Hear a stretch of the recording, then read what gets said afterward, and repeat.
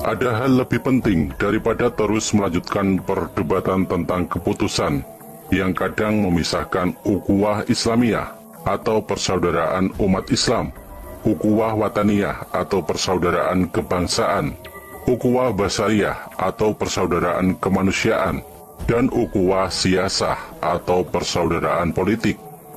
Apa yang lebih urgent kita kaji dan pertimbangkan sekarang?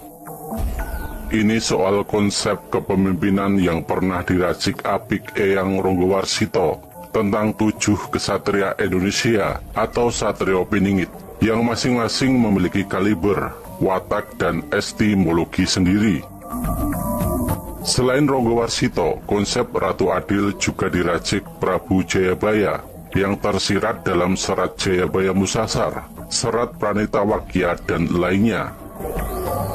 Banyak pakar menyebut apa yang dikonsep Raden Ngabehi Ronggowarsito dan Prabu Jayabaya ini adalah ramalan, tapi sebagian berpendapat adalah ajaran masa depan yang adiluhung dan tidak dimiliki para pemikir modern sekaliber presiden terhebat di dunia.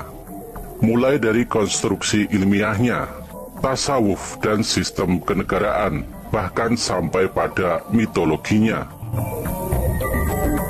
Adanya negara memakai konsep demokrasi, khilafah, atau apapun namanya mungkin tidak penting, sebab yang menonjol dalam Islam adalah keadilan sosial, sebagaimana yang digagas Gus Dur, Cak Nur, Dawam Raharjo, dan pemikir Islam lainnya.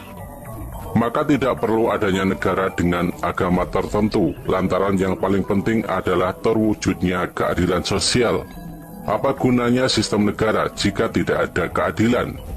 Sistem kepemimpinan hanya jalan, alat untuk mencapai tujuan keadilan sosial. Jadi sistem itu bukan tujuan atau goyah, namun hanya alat atau wasil.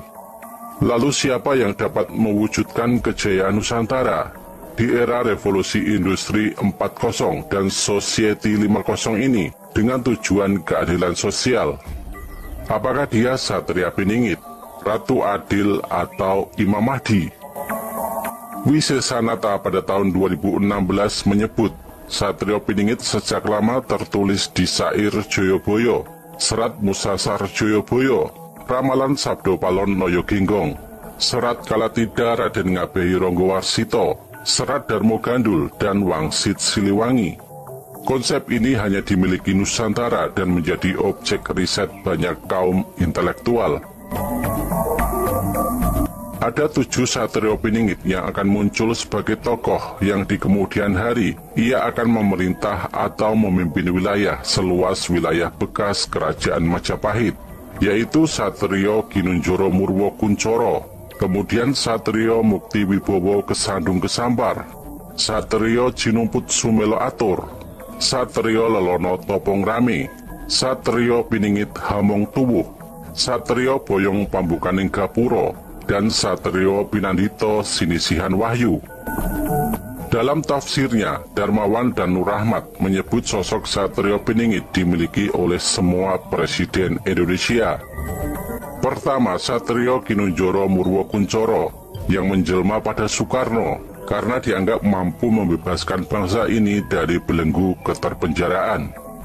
Selain proklamator, Soekarno merupakan presiden pertama Republik Indonesia yang juga pemimpin besar revolusi dan pemimpin rezim Orde Lama yang berkuasa selama kurun tahun 1945 sampai tahun 1967. Yang kedua, Satrio Mukti Wibowo Kesandung Kesampar, artinya satria yang berwibawa.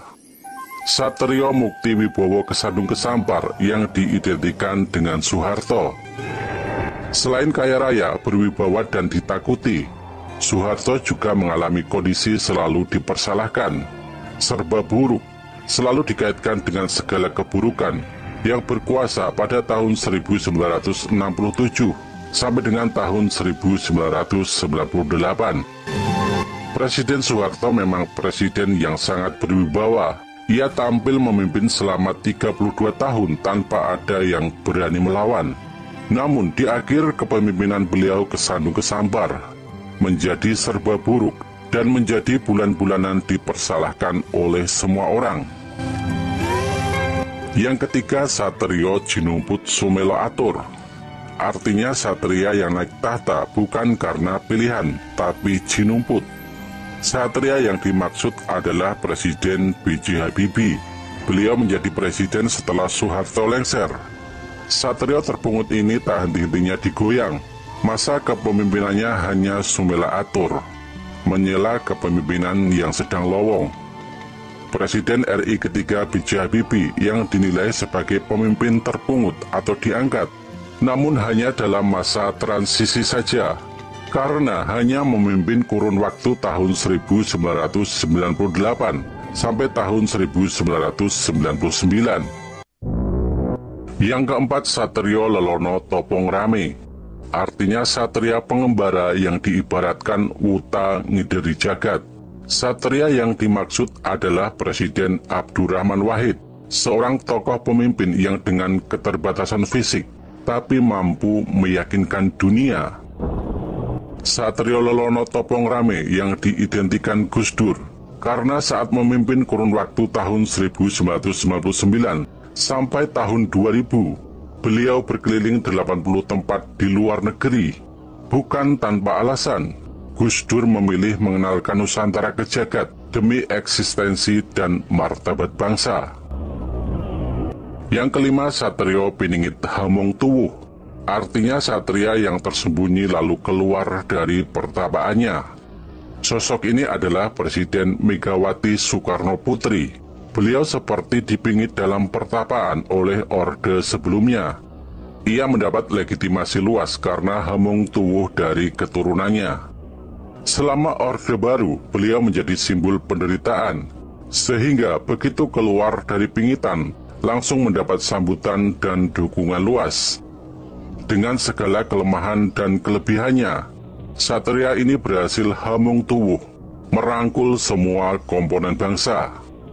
Satrio Piningit Hamong Tuwuh yang diidentikan dengan Megawati, yang memimpin kurun waktu tahun 2000 sampai tahun 2004, karena dinilai membawa karisma keturunan bapaknya, yakni Soekarno. Yang keenam, Satrio Boyong Pambukaning Gapuro. Artinya satria yang berpindah tempat dan membuka gerbang. Kemungkinan yang dimaksud sebagai satria ini adalah Presiden Jokowi, mengingat beliaulah yang merencanakan dan mempersiapkan pemindahan ibu kota negara ke Kalimantan. Satria ini menjembatani ke arah kemakmuran. Ia membuka pondasi baru zaman keemasan, seperti membuka gerbang dan menggelar tikar, namun tak sempat ngelungguhi kloso gumelar. Sosok Satrio Boyong Pambukaning Gapuro juga bisa diidentikan dengan Presiden Susilo Bambang Yudhoyono yang memimpin 2 periode sejak tahun 2004 sampai tahun 2014. SBY dinilai sebagai pembuka gerbang atau Pambukaning Gapura untuk menuju Golden Egg.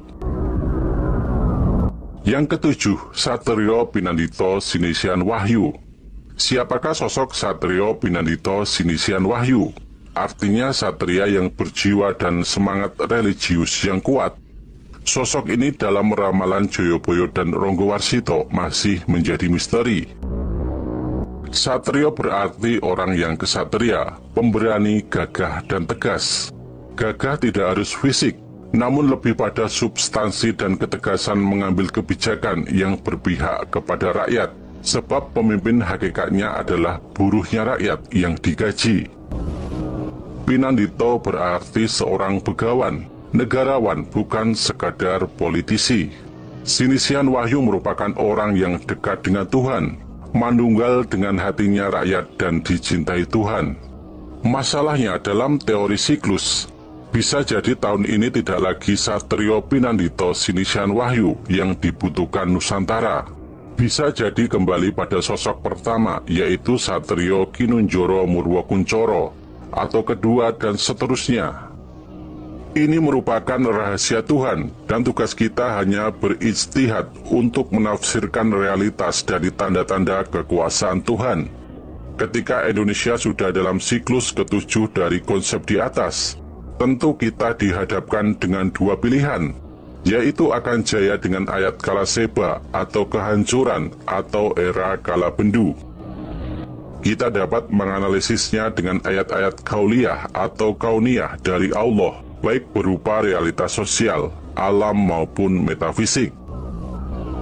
Najib Nafsir Indonesia era tahun 2023 ini masih membutuhkan sosok Satrio Pinandito Sinisian Wahyu.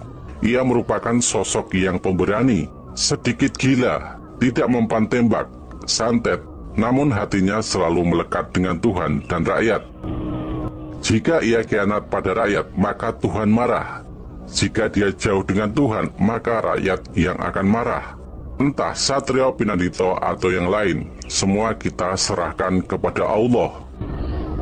Namun sebagai orang Nusantara yang beragama dan bernegara, tentu harus mengambil sikap. Pertama, kemajuan suatu bangsa tentu tidak hanya dipasrahkan pada pemimpin. Rakyat pula yang menentukannya sesuai asal kata rakyat sebagai konsep kepemimpinan. Untuk itu, rakyat harus memilih pemimpin yang jelas-jelas mengutamakan keadilan rakyat, bukan kelompok apalagi pribadi.